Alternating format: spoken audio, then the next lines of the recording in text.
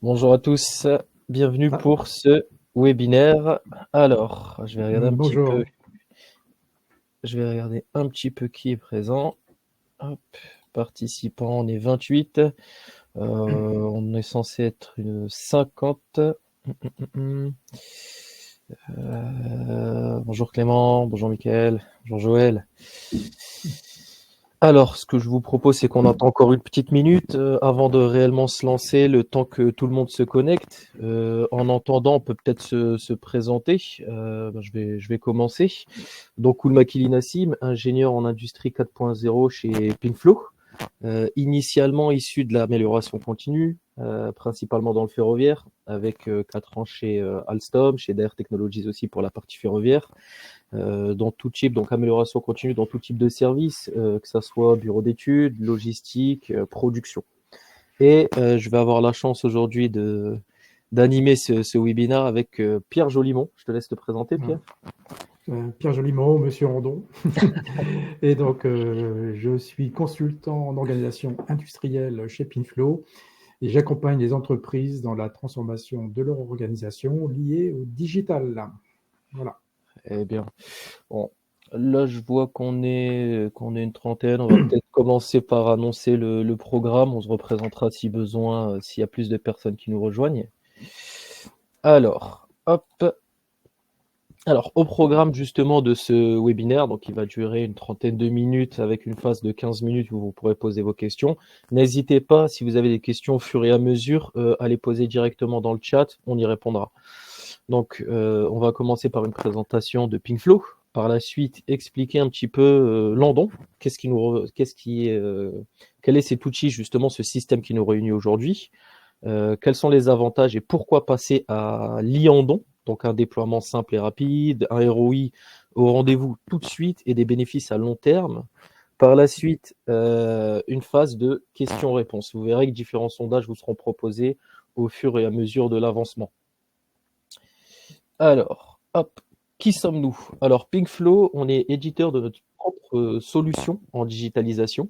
Donc, on a 10 ans d'expérience dans ces diverses solutions qui sont au nombre de 3. Donc, le pilotage de production, vous en aurez un petit aperçu durant cette présentation. L'animation de la performance que nous, on va appeler les AIC, donc animation intervalle court. Et, bien entendu, le système IANDON. Alors, je vais regarder un petit peu avant qu'on débute concrètement si on a un petit peu plus de monde, yes, c'est bon. Bah, je pense qu'on peut avancer. Alors, nos clients, justement, pour tout ce qui est Yondon, les voici. Hein, on a des clients qui devraient fortement vous parler, surtout pour ceux qui sont comme moi issus de l'amélioration continue, tels que Toyota, Class, mais aussi des clients dans l'aéronautique, Safran. Dans l'automobile, on retrouve aussi Renault, Kubota, presque le même secteur. Pour commencer et voir un petit peu, jauger pardon, avancement, je vous propose ce premier sondage, donc qui sera accessible directement via l'interface que je vais lancer tout de suite. Hop.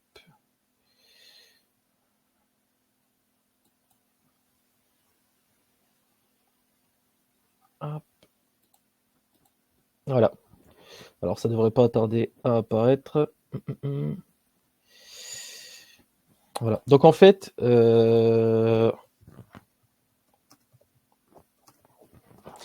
alors, il y a plusieurs options. Donc, sur le sujet de Landon, vous en êtes où? Est-ce que vous ne connaissez pas bien, mais vous voulez en apprendre un petit peu plus justement sur cet outil? Est-ce que vous connaissez le sujet, mais n'êtes pas encore passé aux actes? Ou est-ce que vous avez déjà un système Ando en place, mais que vous souhaiterez moderniser? Alors, on va un petit peu les résultats. Normalement, le sondage est en bas à droite de l'écran. C'est ça. Hmm. Ah, on voit que il y a une bonne moitié qui ne connaît pas bien et qui sont curieux. Mhm. Après, ça évolue fortement là en fonction des votes. Là, on en a 22, il en reste Mhm. quelques-uns. Mais on voit que la majorité, justement, ne connaît pas très bien Landon Ah, et très qui bien. demande à en savoir un peu plus. Donc ça va être la mission de Pierre Mhm. aujourd'hui. D'accord. Il y en a aussi pas mal. Il y a un bon quart, en fait, qui connaît le sujet, mais qui sont pas encore Mhm. passés aux actes. Bon, on va prouver justement l'intérêt de passer Mm. à ce système. Alors, hop. Donc, Landon, de quoi s'agit-il? Est-ce que tu peux nous en dire un petit peu plus, Pierre? Oui, je voudrais un peu revenir aux sources. Alors, le source de Landon, c'est l'automobile, c'est Toyota. Et on voit la petite lumière là qu'on voit là, le gyrophare, parce qu'en fait, effectivement, Toyota a mis en place ce système Andon un petit peu en même temps qu'il a démarré le lean management. Donc, le terme Andon veut dire lumière où il faut aller. Donc, à l'origine, c'était des lumières qu'on voyait le long de la ligne. Et avec des cordes, on appelle ça des cordes ou des boutons, en fait, l'opérateur avait la possibilité de lancer une alerte qui pouvait être plus ou moins bloquante. Et donc, la possibilité, donc, avec cette lumière rouge, donc, de stopper la production d'une ligne d'assemblage où il peut y avoir des centaines de personnes, de manière à ne pas pousser la non-qualité en aval. Donc, c'était vraiment une révolution dans les années 80. C'était finalement, on arrête plutôt que de produire de la non-qualité et de la résoudre avec des coûts élevés. Donc, c'était quand même ce qui a permis à Toyota d'avoir une longueur d'avance par rapport aux autres concurrents et qui ensuite a été adopté dans l'industrie automobile. C'est pour ça que, en fait, le terme Andon est connu dans l'industrie automobile depuis très longtemps, et que c'est devenu quand même un terme qui est apparu dans d'autres industries par la suite, mais beaucoup plus tard, on verra que l'industrie aéronautique et d'autres ont fait le pas, mais depuis 10-15 ans, quoi, depuis quand même longtemps après. Et donc, un Andon, c'est un système visuel et sonore qui permet donc de détecter des anomalies au plus vite, de manière à avoir une réactivité en amont, le plus en amont possible. Voilà. Donc, quand il est bien intégré à l'organisation, puisqu'effectivement, si vous avez des systèmes d'alerte et pas l'organisation qui permet de réagir à ces alertes, ça ne sert à rien. Donc, il faut travailler l'organisation, bien sûr, qui va y répondre. Et un Andon, ça permet de fluidifier les flux, c'est le but premier, et d'éviter tous les arrêts, les ruptures d'approvisionnement qui peuvent être associées, améliorer la qualité, bien sûr, et optimiser toutes les routines de gestion d'incidents. Effectivement, on doit savoir ce qu'on doit faire quand un incident arrive et quelle est la procédure qui est associée. Voilà. Voilà un petit peu pour la terminologie. Exact. Et d'un point de vue historique, quelle est l'évolution justement de Landon? Alors, l'historique surtout au niveau des supports, puisque comme c'est des alertes visuelles, dans les années 80, on n'avait pas d'écran, on était assez light, mais il y avait donc des colonnes lumineuses comme on a pu le voir. Et puis, les moyens d'actionner, c'était des cordes, c'était des boutons, c'était des câblages. Donc, c'était des choses très difficiles à mettre en place, mais le fonctionnel y était. Donc, ça, c'est les années 80. Dans les années 2000, donc nous, on a vu apparaître, enfin, moi, peut-être pas dans Pinflow, mais je travaillé auparavant dans ces sessions de système, on a vu apparaître des panneaux d'affichage à LED, qu'on peut voir ici à l'écran. Là, je suis chez Scania Angers, une usine d'assemblage, donc il y avait à peu près une trentaine de panneaux de ce type-là, très très cher. C'est des grands panneaux d'affichage à LED, 3 couleurs, youpi. C'était du vert, tout va bien. L'orange, c'était un incident, mais pas bloquant. Et puis rouge, c'était grave. Et donc, sur ces ondons un peu plus poussés, on retrouvait bien sûr les appels opérateurs bord de chaîne. On voit la main, mais elle n'est plus sur une corde. Vous voyez, on a enlevé la corde. On a mis une télécommande. Là aussi, c'était une grosse innovation dans les années 2000. C'est ce qui nous a permis d'ailleurs d'avoir ce marché-là. Plus de câblage, de la radio. Donc, c'était magnifique, c'était magique. Et donc, on retrouve les compteurs, les incidents opérateurs liés à ces télécommandes, mais d'autres choses. On voit aussi donc des compteurs de production, on voit aussi des temps d'arrêt. Donc, Landon évolue en termes de visibilité sur l'activité, pas que sur les incidents, mais sur l'activité et sur les flux, mais sur des moyens assez lourds à mettre en place, donc réservés quand même encore à une élite, on va dire, industrie automobile et autres, mais on était quand même limité à des marchés de niche. Voilà.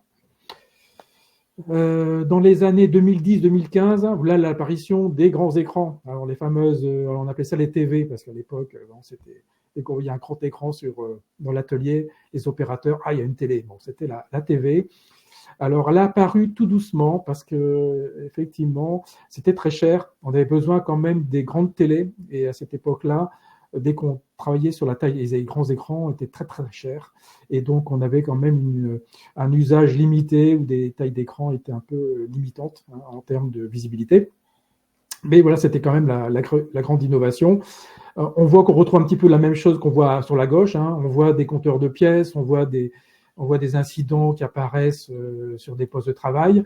Mais on va dire 2010-2015, c'est quand même ça qui a fait la grosse différence dans les applications. Alors, on voit aussi 2010-2015, j'ai parlé un petit peu de l'industrie aéronautique, navale, etc. On voit d'autres secteurs industriels qui ont commencé à faire de la production comme l'automobile, c'est-à-dire qu'on faisait des avions ou on verra les chantiers navals, mais des bateaux un petit peu en ligne, avec de l'assemblage. Et donc, ce besoin de visibilité et de réactivité est apparu dans d'autres industries. Donc, ça, c'est quand même en histoire, dans les années 2010, qui est apparu. 2023 est un peu aussi l'objet de notre échange. On parle de e-andon, pourquoi? E-andon en termes d'objets connectés. Donc ça, c'est la grosse évolution. En termes fonctionnels, on va retrouver les mêmes choses, le suivi des flux, le suivi des incidents.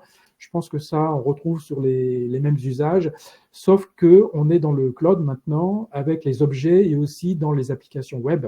Ce qui fait toute la grosse différence de l'Andon et aussi son déploiement de manière beaucoup plus aisée et aussi en termes de maintenance et aussi de coûts beaucoup plus abordable, qui va permettre à répondre à un marché beaucoup plus large puisque finalement la réactivité, le lean apparaît dans d'autres industries de plus petite taille et donc on a besoin d'outils simples.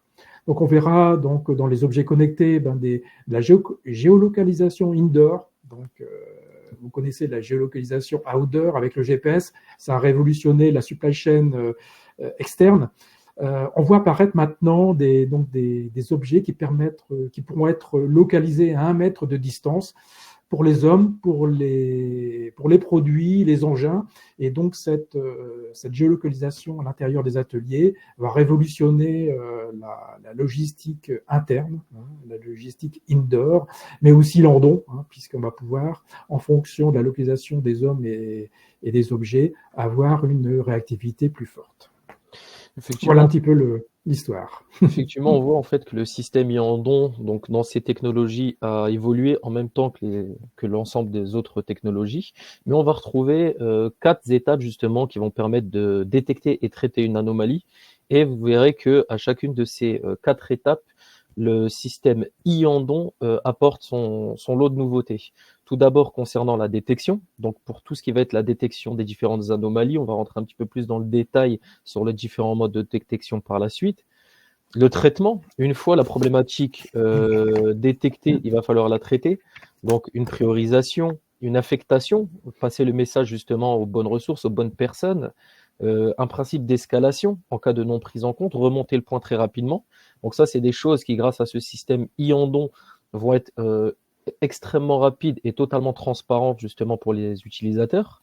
La visibilité, telle que l'a dit Pierre, en fait, il va avoir justement ces différents points d'affichage qui vont permettre de voir la non-conformité, de l'entendre, mais aussi d'autres modes de communication qui vont venir justement se coupler à ce système avec des SMS, des emails. On pourra bien entendu garder ce système d'écran, de colonnes lumineuses et d'avertisseurs sonores. Et toute la partie qui va être justement amélioration. Donc pour tout ce qui va être amélioration, il faut savoir qu'on récupère toutes les statistiques. Vous allez avoir les différentes durées, que ça soit le temps de traitement, les temps de prise en compte, les différentes fréquences pour voir quelles sont les zones, les lignes ou les postes qui sont les plus assujettis à tel type ou tel type de problématique, pouvoir en ressortir les différents Pareto pour faire un petit peu notre 80-20. Et entrer tout ça justement dans les routines d'amélioration continue pour pouvoir mettre en place des actions préventives. Alors, justement, concernant les différents types d'endons, est-ce que tu peux nous en dire un petit peu plus? Oui. Alors, on a bien vu que l'endon, en fait, touche beaucoup d'éléments. On a parlé d'incidents et on a parlé de flux. Donc, en fait, on a classé les endons dans plusieurs catégories. Donc, on a une catégorie qu'on appelle les endons simples. Donc, vraiment, c'est les endons événements. Donc, en fait, un événement d'incident qui va déclencher une routine d'intervention, une organisation. On a parlé justement qu'il y a toujours une organisation avec l'endon. Donc, on a Landon l'opérateur. Donc, Landon opérateur, c'est le premier qu'on a vu chez Toyota. Donc, c'est l'opérateur qui était à l'initiative de la génération de l'incident. Donc, c'est lui qui doit dire, là, il y a un problème. Donc, dans le lean, il ne doit pas bouger de son poste, effectivement. On verra qu'il y a différents niveaux d'appel. L'opérateur vers le leader vers les services support. Mais là, on détaillera cette partie-là. Mais donc, on a cet Landon opérateur. Landon qualité.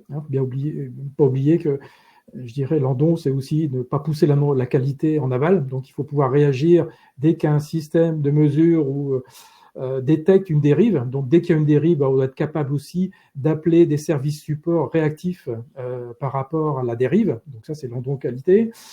Landon machine, ça aussi, c'est quelque chose qui est apparu avec l'automatisme, puisqu'en fait, les machines, c'est piloté par des automates programmables. Les automates programmables ont une intelligence qui permet donc d'avoir des alertes. Et donc, ces alertes peuvent générer des incidents, surtout généralement à destination de la maintenance, qui pourra réagir au plus tôt dès qu'une dérive de la machine apparaît pour que des techniciens interviennent au plus tôt. Voilà. Donc, Landon simple, événement. On va passer maintenant à Landon flowboard, qui est la suite logique et souvent, quelquefois, est liée aux deux. On nous demande des deux, c'est-à-dire des incidents et du flowboard. Alors, Landon flowboard ou Landon avance-retard, c'est en fait un système qui va en fait mesurer, je dirais, un écart de cadence ou d'avancement par rapport au flux. Donc là, on s'intéresse au flux. On a défini des standards de cadence ou des standards je dirais, de mise à disposition au client. Et par rapport à ces timers, on va suivre en temps réel la production ou le flux et on va être capable de détecter ces écarts. Alors, ces écarts, bien sûr, vont déclencher également une réactivité collective, généralement collective et aussi individuelle. Et là, on va voir apparaître sur ces grands écrans, généralement, visibles de tous, qu'on n'est pas en phase avec le nominal je dirais, du programme. Et le but, c'est d'avoir une auto-organisation par rapport à cet écart, ce qui se fait naturellement. Généralement, on n'a pas besoin de mettre de routine parce que le visuel suffit pour dire il faut qu'on fasse quelque chose, on est en retard. Mais ça peut aussi déclencher des événements d'alerte pour déclencher un landon. Et le dernier, qui est là, on va dire, le summum et l'excellence, et là, je vous souhaite d'y aller parce que c'est là, en fait, qu'on a le plus de gains. On verra d'ailleurs dans les ROI, c'est quand on arrive là, qu'on arrive au fameux 15% de TRS. C'est quand on suit les flux, en fait, on n'a pas très loin, je dirais, pas beaucoup de choses à faire pour faire du pilotage. Donc, en fait, on va pouvoir mettre en place des routines d'approvisionnement de kits de pièces, d'appels CARIS en fonction de la consommation. Donc, c'est ce qu'on appelle landon pilotage. Et ça permet de synchroniser les approvisionnements par rapport à l'avancement du flux. Très bien. Alors, pourquoi Landon? Alors, il y a plusieurs raisons pour lesquelles, on va dire, le système e-Landon est souvent le premier pas vers une démarche de digitalisation. Le premier, ça va être justement la rapidité de mise en place. Donc, on est sur un chantier qui est une durée de chantier qui est inférieure à 1 mois.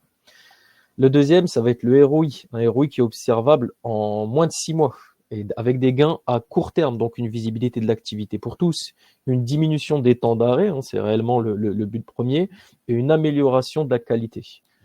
Tout ce qui va être aussi organisation, donc déployer, comme je l'ai dit, une démarche Lean 4.0 tournée vers l'amélioration continue. Réellement, en amélioration continue, la première brique, ça va être de pouvoir identifier toutes les problématiques, tous ces fameux MUDA. Et une industrialisation, donc une visibilité en temps réel de l'activité, des routines de management qui pourront intégrer ces réels data et une communication en interne accrue. Donc des gains à long terme, une auto-organisation des équipes et une anticipation, un gain de temps pour les managers pour l'amélioration continue et la formation, moins de stress, les équipes seront moins tendues et bien entendu cette fameuse historisation des incidents pour une amélioration continue qui est ciblée et basée sur des data. Alors, concernant justement ce premier point qui est la rapidité, on peut voir en fait que notre solution est une solution plug and play. Je préfère laisser Pierre justement, Monsieur Andon, vous expliquer comment cela fonctionne. En fait, voilà, auparavant, mettre en place un Andon était quand même assez fastidieux. J'en ai parlé, il fallait faire du câblage ou mettre en place une infrastructure informatique intégrée dans la salle du client. C'était pas forcément évident. On n'avait pas forcément les ouvertures de suite. Il fallait venir sur site. C'est compliqué à mettre en place, mais ça fonctionnait, mais c'était réservé quand même à, on va dire, une certaine clientèle. Là, actuellement, voilà, par rapport aux objets connectés, par rapport à notre solution qui est une solution SaaS, on est capable donc en moins d'un mois, on parle même d'une semaine hein, par rapport à un endroit simple, à mettre en place un système d'alerte assez poussé. Alors, on a par exemple ici des boutons connectés, hein, c'est des boutons avec des lumières hein, qui s'allument, donc il y a une interactivité hein, qui ont une autonomie de 10 ans à peu près au niveau pile. Et donc, ces boutons sont automatiquement vus dans le cloud, chez nous, en termes d'application. Et donc, en fait, ils sont destinés à être mis en place au poste de travail. C'est-à-dire que l'opérateur, on a dit, ne devait pas bouger. Bon, généralement, en fait, son rôle, c'est d'appeler quand il y a un problème. Donc, il appuie sur un bouton, c'est tout. Et ça génère, en fait, un appel personnalisé, généralement par SMS à son leader, hein, qui est alerté, qui doit arriver sur le poste et dire je suis arrivé. Donc, il résout le problème de manière soit autonome, soit il a besoin de service support. Et dans ce cas-là, on lui met à disposition une interface qui peut être une tablette ou un pupitre, mais pour plusieurs postes de travail. Et il va être capable d'appeler des services support qui seront eux-mêmes alertés par SMS ou par affichage collectif ou dans les bureaux, mais ils seront appelés à venir sur place constater et résoudre le problème. Donc, cette routine, c'est un système prêt à l'emploi, un PAC tout prêt, qui comprend l'intégration, le paramétrage et la mise en place, mais qui est ultra rapide, hein, chose qu'on ne pouvait pas faire auparavant. Ouais, exactement. Concernant justement ce ROI, on a constaté 4 niveaux de gain de productivité avec Landon. Donc tout premièrement, ce qui est observé directement dans les premières semaines d'utilisation, ça va être une réactivité qui a accrue. Ce qu'on a constaté, c'est qu'elle a été minimum doublée. Par la suite, comme le disait Pierre au tout début lors de la présentation des différents types d'endons, plus 5% de gain de TRS qui est immédiat suite à la mise en place du système endon. Une fois qu'on va venir justement évoluer dans ce système endon pour tendre vers du l'e-endon flowboard, ce qu'on a constaté, c'est un gain de TRS de plus 5% supplémentaire.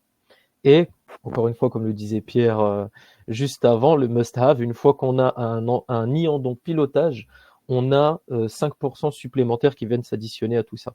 Donc c'est là où on va retrouver justement ces différents niveaux de ROI et ce niveau maximum, enfin ce vers quoi on peut tendre avec le must-have qui est l'e-endon pilotage. Alors, pour un petit peu imager ces différents ROI, plus que des stats, ce qu'on vous propose justement, c'est de passer sur des cas clients concrets. Et là, encore une fois, je vais passer la main à Pierre pour vous présenter justement le cas de chez Class. Alors voilà, les fameux 5, 10, 15% qui parlent bien, en fait, c'est quelque chose qui se mérite. Hein, et en fait, on va vous présenter deux entreprises avec qui on a travaillé et qu'on a pu accompagner jusqu'au fameux 10 ou 15%, hein, pour certains, ça dépend le type d'organisation. On va vous parler de Class, qui est une usine qui fait des tracteurs, et on vous parlera juste après un autre exemple qui est plutôt, je dirais, une usine d'assemblage manuel, hein, qui est Chantier d'Atlantique, et qui a atteint les 15%. Voilà. Alors, le point de départ de Class, lui, était ils avaient un TRS de 92% pour cette ligne qui fabrique des tracteurs aux membres, hein, donc ils sont à peu près 1200 personnes. Donc avant notre intervention, ils avaient bien un endon, les fameux endons à cordes. En fait, ils avaient quand même des grands panneaux avec des lumières qui s'allumaient pour savoir quel est le poste qui avait un problème. Ils avaient des cordes pour tirer en cas de problème.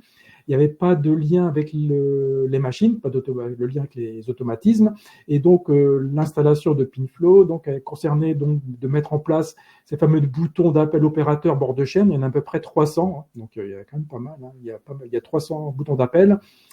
Et puis, en fait, on a lié les machines, donc l'endon incident, à notre système endon. Donc, on est capable donc, de détecter les anomalies machines, d'appeler la maintenance en cas de problème et surtout de suivre le flux, de suivre les cadences et les arrêts de production, ce qui génère des rapports de production d'équipe et qui ont permis d'alimenter l'amélioration continue sur les actions de fiabilisation.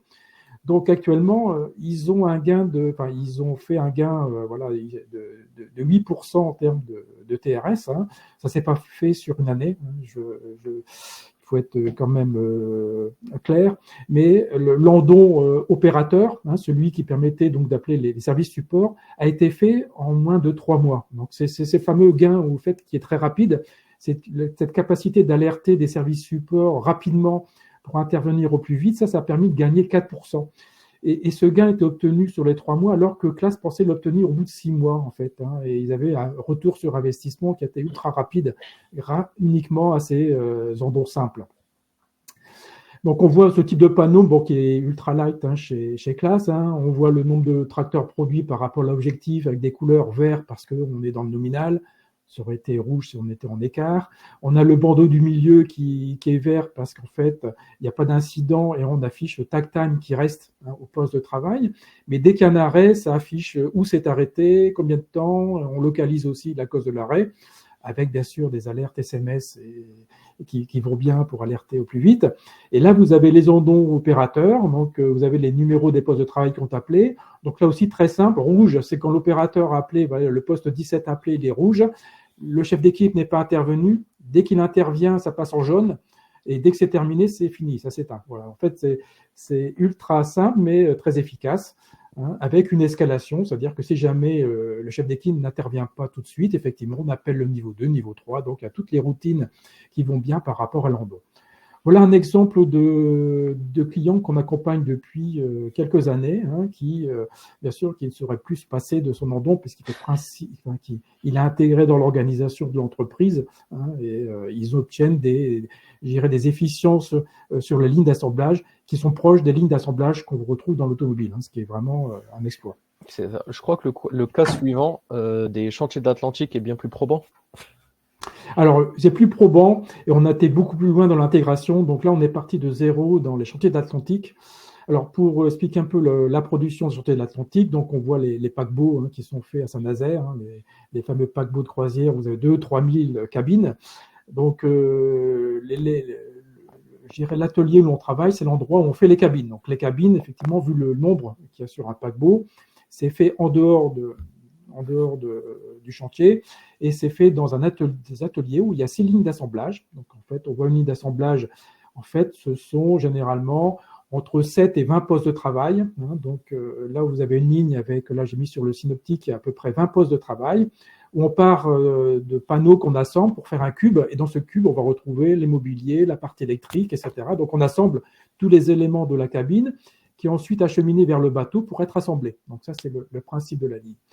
Donc, au chantier, quand on arrivait chez eux, donc ils avaient un TRS très bas au niveau des lignes, à peu près de 80%, avec une organisation très, très difficile pour les managers, parce que tout se faisait un petit peu à la voix, au porte-voix, presque, puisque le mouvement je dirais des produits vers les postes de travail se faisait manuellement par des chariots.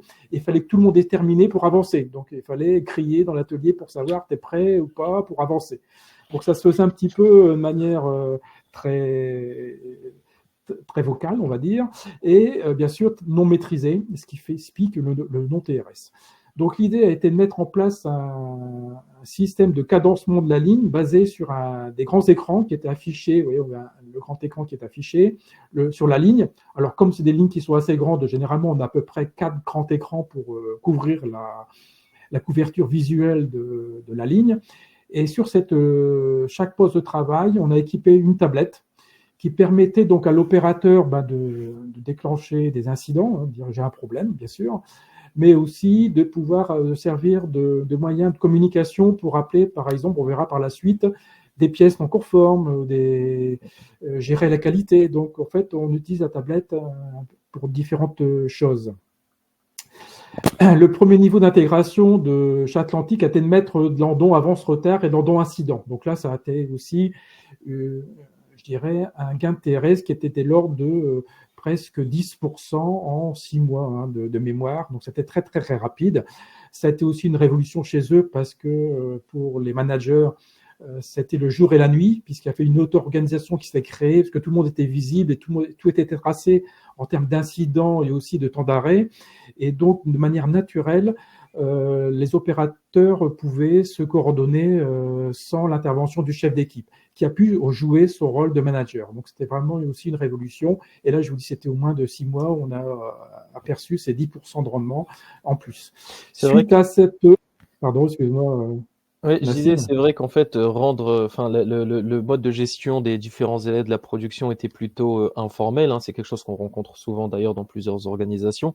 Et c'est aussi ce qui a permis justement d'avoir ce RE qui est très intéressant. Concernant les délais de réappro, les temps d'arrêt de ligne, hein, passer de 700 à 200, et le TRS aussi, où là concrètement, on a ce fameux Oui. 15%. Justement, Et l'amélioration... Pardon, vas-y. ouais, je disais justement, bah vas-y, excuse-moi Pierre, je t'ai coupé, Ouais. dis-moi. Oui, je voulais terminer un peu. En fait, si vous voulez, par la deuxième étape je dirais, de chantier d'Atlantique, c'est qu'une fois qu'on a mis les incidents et le suivi des flux, ils sont aperçus que leurs arrêts de production étaient liés à principalement à la qualité, la non-qualité des certaines pièces qui étaient rapprovisionnées en retard par rapport au tact et qui généraient 80% des temps d'arrêt. Donc, on a mis en place une procédure de rapprovisionnement express des pièces non conformes, ce qui a permis d'éliminer 80% des arrêts. Vous voyez, donc, c'est un peu l'amélioration de la ligne. Et l'étape d'après, qui est la dernière étape qu'on a intégrée il y a à peu près un an chez eux, et c'est qu'on a mis en flux, c'est qu'on a mis en place l'approvisionnement automatisé du kitting, enfin la préparation de pièces et la livraison liée au flux, hein, puisque notre système est lié à SAP et à l'ordonnancement. Et donc, on va livrer en juste à temps, grâce à Landon, les pièces. Et c'est donc le fameux 15% qui a été obtenu. Justement, par rapport à tous ces cas clients, je voulais vous proposer ce deuxième sondage. Quel KPI souhaitez-vous améliorer en priorité? Donc le délai de résolution, de réapprovisionnement, tout ce qui va être les temps d'arrêt des lignes, productivité, ou réellement ce TRS pour une rentabilité accrue. Souvent, ça nous intéressait de voir un petit peu comment vous vouliez gérer la chose, quoi. Comment vous voyez les choses. Alors, hop, on va aller voir en live. Ah, on voit encore une fois que le TRS, ça m'étonne pas, le TRS représente un petit peu Oui, plus de la moitié des résultats au sondage. Le deuxième, ça va être ce qui va être arrêt des lignes, mais on est lié, quoi. bah souvent, nous, en fait, on nous demande d'intervenir, de mettre en place des endons quand il y a une démarche Lean qui est engagée par l'entreprise. Hein. Donc, cette démarche Lean, elle nécessite de la visibilité, hein, généralement qui est fait sous forme de papier ou de système assez basique, mais qui répond dans un premier temps aux besoins. Mais dès qu'on veut aller plus loin, effectivement, le digital est là pour apporter cette réactivité et aussi la traçabilité de ces événements, pouvoir Bien suivre un sûr. petit peu tout ça. C'est à ce moment-là, effectivement, que la démarche Lean est engagée, que l'endon, naturellement, apparaît. Bien sûr. Et justement, comme on le disait tout à l'heure, Landon est souvent ce premier pas vers une stratégie de digitalisation ayant pour but justement d'optimiser tout le process. Suite à la mise en place des différents types d'Andon, que ça soit opérateur, qualité ou machine telle que l'a présenté Pierre, les next steps, quels sont-ils? Donc, tendre vers de l'Andon, de l'Iandon Flowboard, donc pour une optimisation des cadences, une optimisation de la qualité, telle que ça a été présenté, mais aussi pouvoir tendre justement vers de l'AIC, de l'animation à intervalles courts. Donc, ce qui va permettre de regrouper ces datas dans vos différents top 5 points d'équipe pour avoir justement des axes d'amélioration continue qui soient probants, accentuer la motivation grâce à des problématiques terrain concrètes et dynamiser tout ce qui va être problem solving. Pour cette dernière partie, pardon, je vous propose justement de répondre à un sondage. Quel sujet vous intéresserait le plus justement pour ce prochain webinaire, pour le prochain webinaire, pardon, et en profiter aussi pour répondre à toutes vos questions que vous pourriez avoir. Donc je vous invite à poser toutes les questions directement via le chat.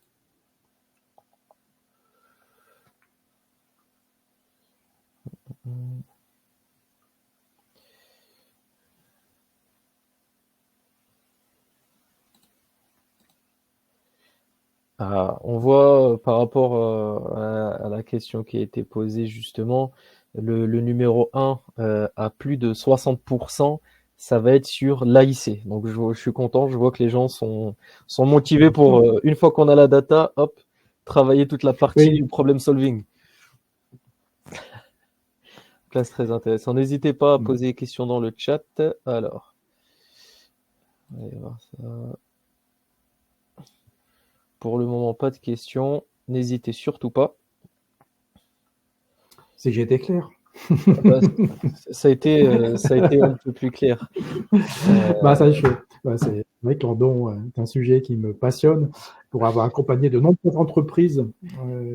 Et actuellement, chez Pinflow, effectivement, après avoir répondu à des attentes sur l'Andon, sur des entreprises, on va dire, industrielles abouties sur le Lean, on est plutôt sur des entreprises qui se lancent dans cette démarche. Donc, on a des questions. Ah, on a été clair, mais c'est des questions. Alors, première question, Liandon versus le MES, y a-t-il une complémentarité? Oui, alors, il y a une complémentarité avec le MES quand on a des données de dérive qu'on peut récupérer du MES pour pouvoir générer les alertes.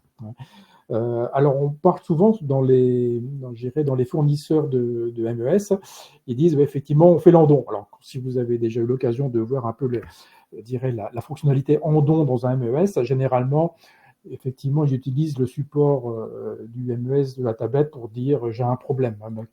Mais malheureusement, ça couvre une partie des appels qu'on peut trouver, mais ça veut dire qu'il faut aussi avoir un MES qui n'est pas forcément simple à mettre en place.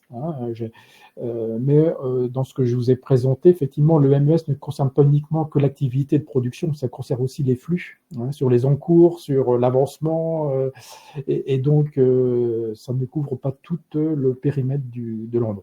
Alors, autre question, j'ai pas envie d'en sauter. Vous parlez de connexion avec SAP pour du réapprovisionnement. Pouvez-vous détailler un peu ce point? Oui. Alors, par rapport au chantier de l'Atlantique, c'est vraiment le bon exemple. Donc, ils ont SAP, ils ont un ERP qui gère finalement même le picking. En fait, tout est paramétré dans SAP.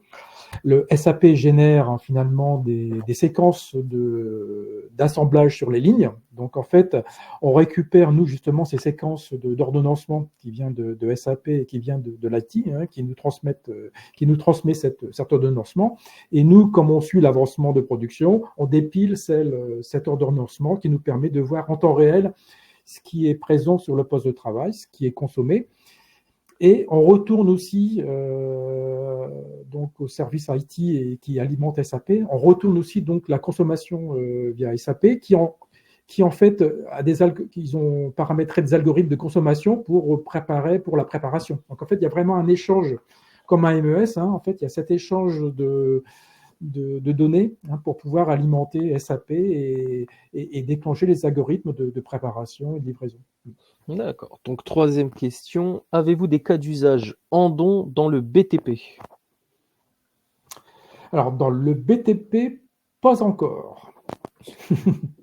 Mais c'est vrai qu'on a plusieurs échanges justement dans ce domaine. Alors, on a eu quelques contacts, on a eu quelques contacts quand même sur la partie animation d'équipe, puisqu'effectivement, dans la partie animation d'équipe, il y a des besoins sur ces sujets de connexion à des données et d'avance-retard sur des plannings. Donc, on a eu quelques échanges, mais pas encore vraiment de référence. C'est vrai qu'on peut voir plusieurs cas d'usage qui seraient possibles, notamment justement pour toute la partie HSE, par exemple, qui est très importante justement dans ce secteur. Alors, là, une question. Est-ce qu'on doit passer à un bouton plug and play pour chaque poste ou est-ce que cela peut être graduel? Oui, tout à fait, c'est une très bonne question et c'est ce qu'on voit, ce qu'on nous demande, ce qu'on voit apparaître, même dans des secteurs où on n'est pas présent. Renault l'a fait. En fait, chez Renault, Pinflow a livré 4000 boîtiers d'appels. Donc, on avait ces fameux boîtiers d'appels sur 10 usines. Donc, on a fait des objets connectés, justement, pour que l'opérateur n'ait que le bouton appeler. Et ils ont mis à disposition, et c'est fait en interne chez Renault, des pupitres de chefs d'équipe qui sont généralement couvrent un périmètre d'opérateurs.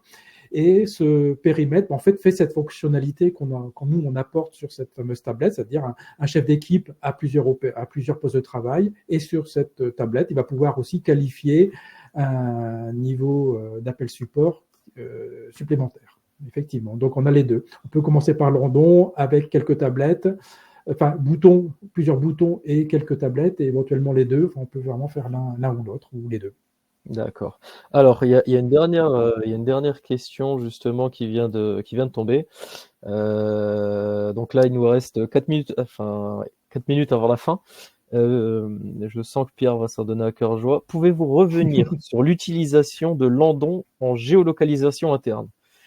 Ah, alors super, super sujet. Alors voilà, par rapport à cette géolocalisation, en fait, des personnes, on a des badges aussi qu'on peut mettre sur des personnes. Et en fait, par rapport à ces badges, on peut, au travers de balises aussi qui ne sont pas câblées, simplement des balises qu'on met, qu'on accroche avec des piles hein, qui sont autonomes pendant 10 ans, c'est des objets aussi.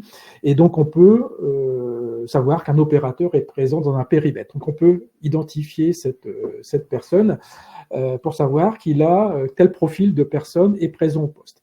Donc, notre idée dans le futur, et ce qui va apparaître dans notre offre, c'est qu'on va pouvoir personnaliser une conduite de machine ou un contrôle qualité lié au profil de l'opérateur. En fonction de sa compétence hein, ou de son profil, on va pouvoir adapter les IHM de la conduite, éventuellement les aides fournies à l'opérateur dans sa conduite, ou éventuellement le contrôle qualité qui sera lié à la sortie de la pièce en fonction de son profil. Donc ça, c'est par rapport à l'opérateur.